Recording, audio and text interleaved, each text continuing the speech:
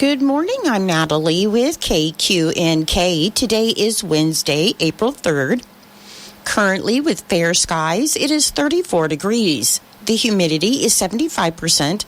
The wind speed is north at 12 miles per hour.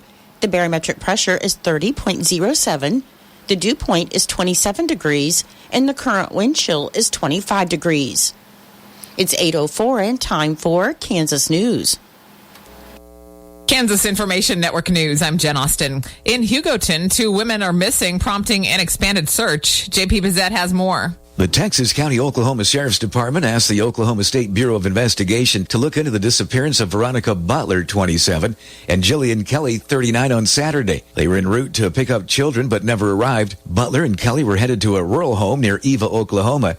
Their abandoned vehicle was discovered near Highway 95 south of Elkhart. OSBI agents and local law enforcement are actively searching.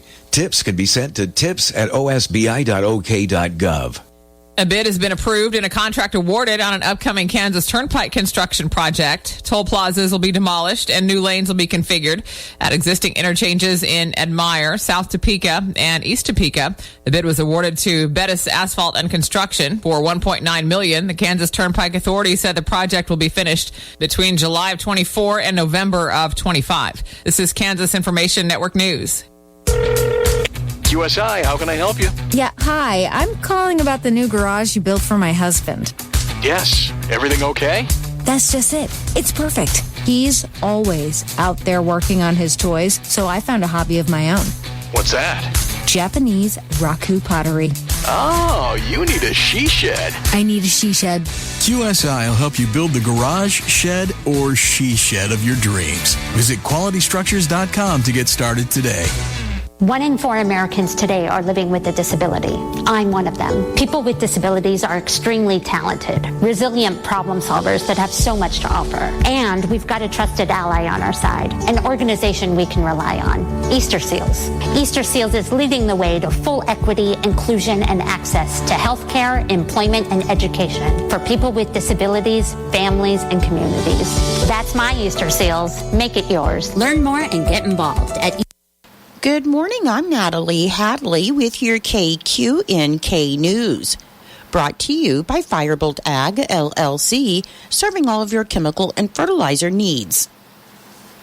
Some Kansas families are waiting 10 years to get in-home or community services for their children with physical or intellectual developmental disabilities, so lawmakers are weighing solutions. While 15,000 disabled Kansans have access to services such as day programs, employment assistance, or home care, more than 7,600 are on a waiting list. And according to Kansas Department for Aging and Disability Services, a total of 23 people died in 2022 and 2023 while waiting for services. Governor Kelly proposes spending $23 million to provide services for 250 physically disabled people and 250 with intellectual developmental disabilities who are now on waiting lists. And advocates for the disabled have questioned whether another 500 slots for people with intellectual or developmental disabilities will even shrink their waiting list, given that hundreds of individuals were added to it in the last 2 years. Though the House proposal would double that. Some House Democrats have pushed unsuccessfully to spend enough to service an additional 1,000 people with intellectual or developmental disabilities, yet some Republicans question whether service providers can handle such an increased workload, saying that it's disingenuous to tell people that they're going to get help when they can't even find the workers to provide the services that they need. However, Rocky Nichols, the executive director of the Disability Rights Center of Kansas, argues that providers will build the capacity if the state commits more money. Immigration and diversity issues are both part of this year's budget negotiations in Kansas. Republican senators have added a provision to their spending plan that would support Texas Governor Greg Abbott's battle with the Biden administration over border security. The measure sets aside $15.7 million for a proposed border mission before July and directs Governor Kelly to deploy Kansas National Guard resources to help Texas. However, when asked about that provision last month, Governor Kelly said the state constitution makes her the Guard's commander-in-chief, and she makes those decisions. Another provision in the Senate budget proposal would withhold $35.7 million from state universities until top administrators go before Governor Kelly and legislative leaders and renounce certain diversity, equity, and inclusion initiatives. The lawmakers want schools to declare they won't require prospective students or job applicants to commit to DEI principles or require them to discuss their experiences with DEI programs. Last year, Governor Kelly vetoed two anti-DEI budget provisions. One would have prevented state universities from using DEI principles in hiring, and the other would have barred the state board that licenses mental health professionals from requiring or incentivizing them to undergo training in diversity or anti-racism theories. A performance audit by Kansas Medical Inspector General Stephen D. Anderson revealed that Kansas lost approximately $88 million in estimated quality care assessment revenues and interest. Quality care assessments are fees that skilled nursing facilities pay to the state for Medicaid reimbursement purposes. The assessments are also matched by federal funds. Continuing care facilities provide different levels of care, from independent living to assisted living to skilled nursing care in a single campus or location, and such facilities pay a lower quality care assessment than ordinary nursing homes. According to the performance audit, the Kansas Department of Insurance improperly issued continuing care provider certificates to numerous facilities that had not met the statutory requirements, costing the state millions in quality care assessment revenue. The audit revealed that 68% of the continuing care provider certifications between July 1st, 2020 and August 31st, 2023 were not in compliance with applicable state laws because the provider had not complied with statutory requirements such as an annual audit. The report also showed that up to 24% of the quality care assessments went to facilities that were not true continuing care providers in the first place, yet were incorrectly assessed at the reduced rate. These facilities only appeared to provide one level of care and could not provide the required continuum of care. The audit report includes several findings and recommendations to improve oversight of the continuing care provider registration process, and if implemented, should save the state of Kansas millions annually. To report suspected fraud, waste, abuse, or illegal acts involving the Medicaid, Medicaid, or the state's Children's Health Insurance Program, citizens may use the online form at ag.ks.gov/Medicaid-IG. In Nebraska news, 33-year-old Jamie Coleman of Broken Bow was sentenced on Monday to 4 years of probation on one count of possession of methamphetamine with the intent to deliver or distribute after more than 2 pounds of meth were found in a vehicle that she was in. She pled no contest to the charge last December. In exchange for her plea, the charge was reduced from possession of 140 grams or more of methamphetamine. The charges stem from a September 2023 incident where court records say a Nebraska State Patrol investigator was granted a warrant to search a black 2014 Chevrolet Cruze LT registered to Jamie Ramos Gonzalez. The vehicle was located by the Nebraska State Patrol on Interstate 80 at mile marker 288, halfway between the Gibbon and Shelton exits, and a traffic stop was conducted. The affidavit said a vehicle search later located clear plastic bags with methamphetamine underneath the passenger seat, weighing 2.5 pounds, and the Nebraska State Patrol said Ramos Gonzalez also had $1,330 worth of cash in his possession. 63-year-old Ramos Gonzalez of Lexington has been charged in U.S. District Court with possession with intent to distribute 500 grams or more of methamphetamine. At around 11:30 p.m. on Monday, Nebraska State Patrol troopers learned that Butler County Sheriff's deputies were chasing a Toyota RAV4 on Highway 92 as the driver had sped off after deputies checked on his vehicle, which was stopped on the side of the road. Authorities chased 36-year-old Matthew Ross of Lincoln through Butler, Polk, and Merritt counties, and the Central City Police Department then used stop sticks to slow the vehicle down. It eventually came to a stop just north of Central City. However, Ross refused to come out of the vehicle and drove off again. A trooper then used his cruiser to bring Ross to a stop. Ross was arrested on suspicion of flight to avoid arrest and willful reckless driving. A man accused of shooting at Hastings Police will now stand trial. During a hearing Friday, an Adams County District Judge declared 35-year-old Anthony Madison competent to stand trial.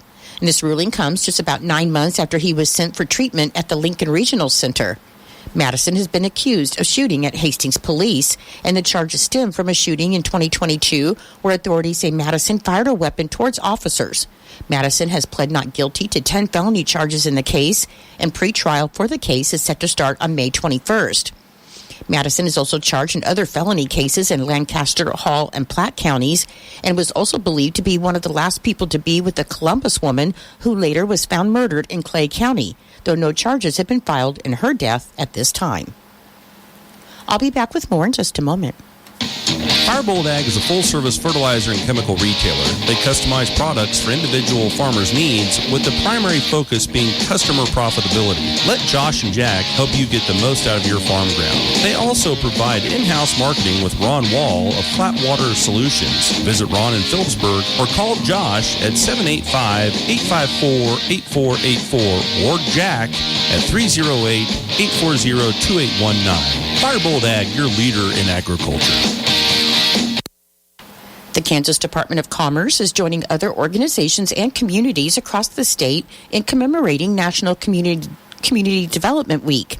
The annual event, which this year is April 1st through the 5th, shines a spotlight on the transformative impact of community development initiatives and collaborative efforts that drive positive local change. National Community Development Week serves as a platform to recognize the invaluable contributions of local leaders, organizations, and residents who work tirelessly to enhance the quality of life for all members of their communities. From affordable housing projects to infrastructure improvements, these endeavors represent the collective commitment to building a brighter, more inclusive future for Kansas.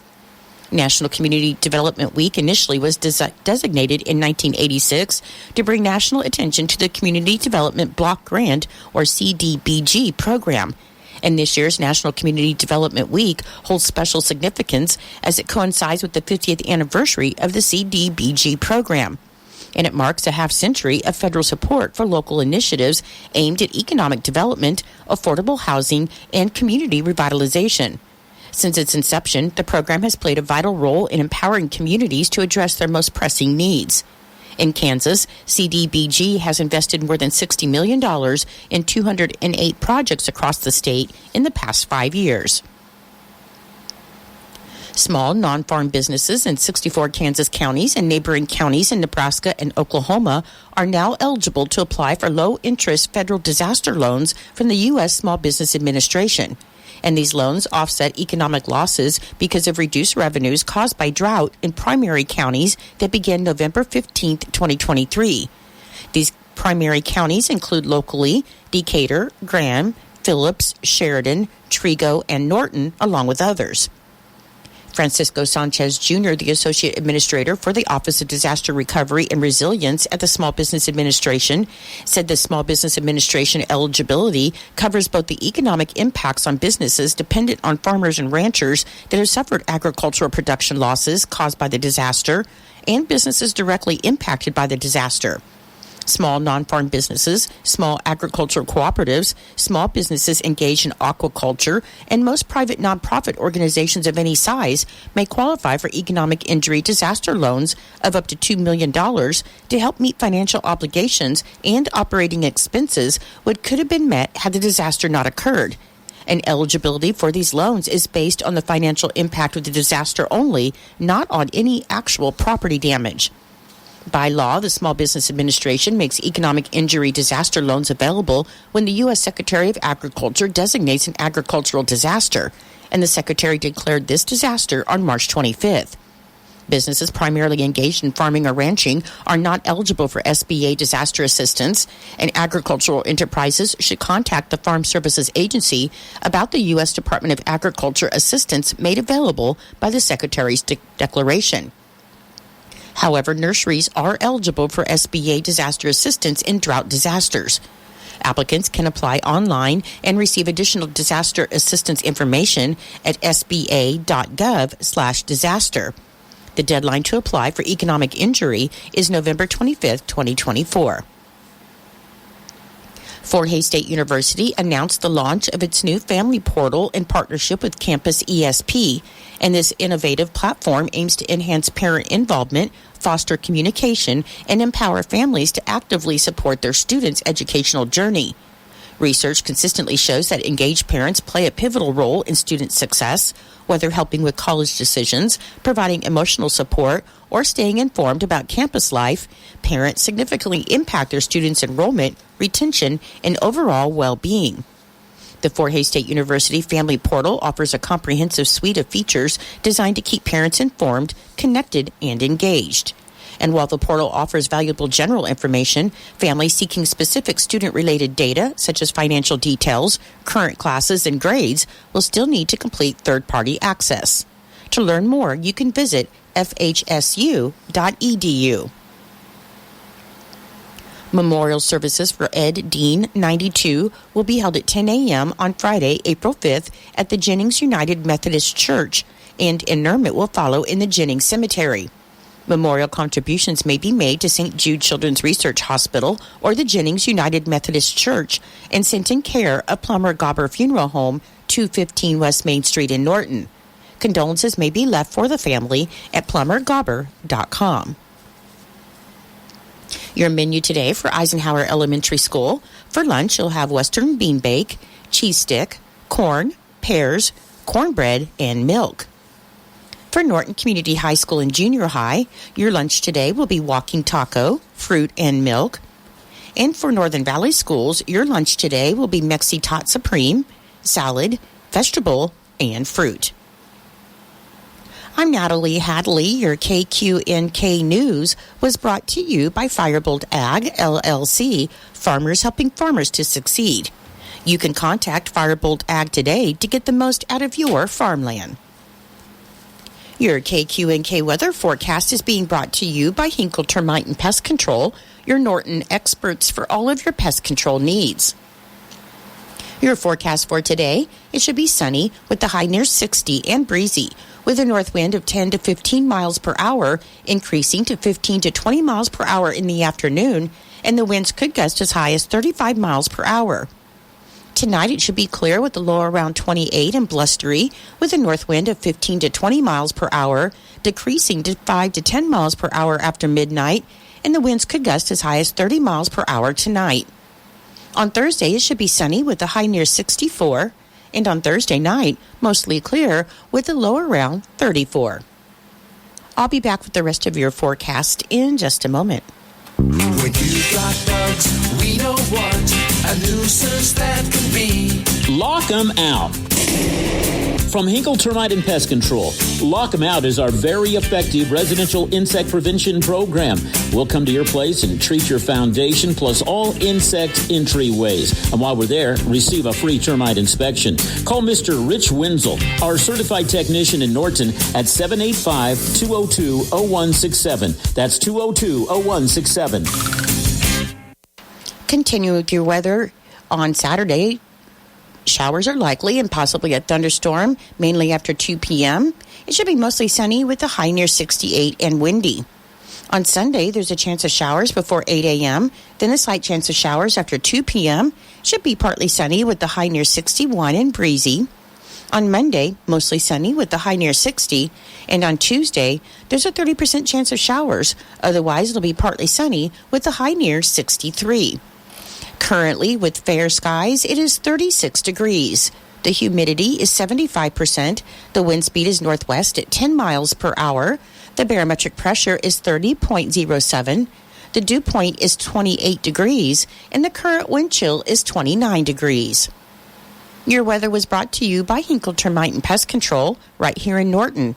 You can call Hinkle Termite and Pest Control at 785-202-0167 for all of your pest control needs. It is 8:23. Are you living with pain and discomfort in your feet, legs, thighs, or butt? It may be a sign of a serious health problem called peripheral artery disease, or PAD. The most common symptoms of PAD are burning, aching, numbness, or discomfort in your leg or hip muscles while walking. A higher quality of life is possible. If you have any kind of recurring leg pain, talk with your doctor. Describe when it happens and how it feels. Go to heart.org/PAD to learn more. Your Kansas Sports Report is being brought to you by United Northwest Federal Credit Union, where everything they do for you. Save more, earn more with the Easy Saver account at the United Northwest Federal Credit Union. Enrollment in this program automatically rounds up the amount of all debit card and share draft purchases made from your checking account to the next whole dollar and deposits into the Easy Saver savings account. Not only will this account help you save, but it also earns 2.01% APY monthly. Special terms and conditions apply. Come in today and open your Easy Saver account at the United Northwest Federal Credit Union, where everything we do for you. NCUA insured.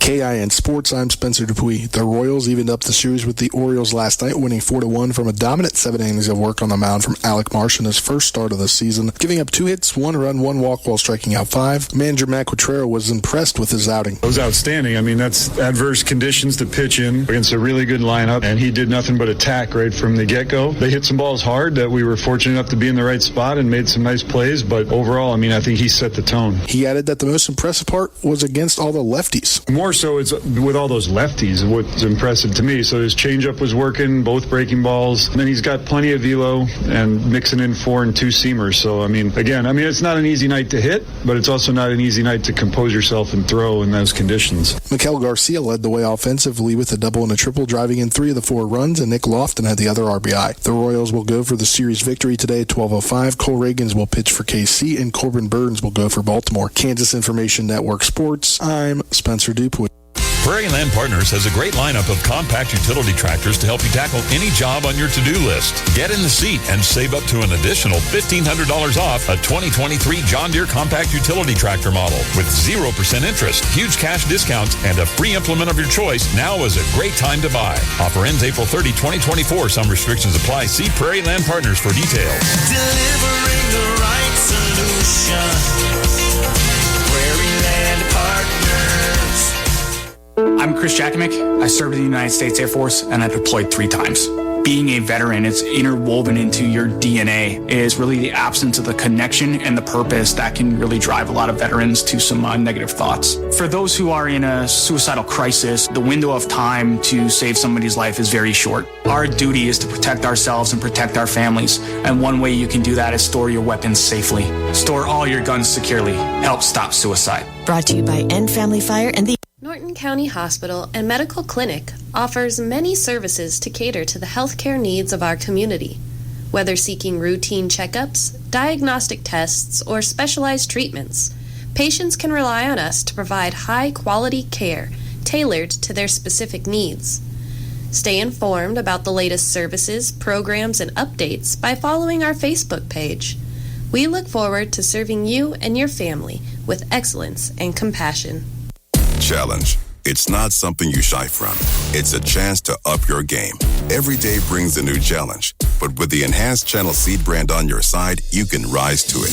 With our top-performing seed, innovative digital tools, and expanded agronomic support, you can turn tomorrow's challenges into your next advantage. Your enhanced Channel Seed brand.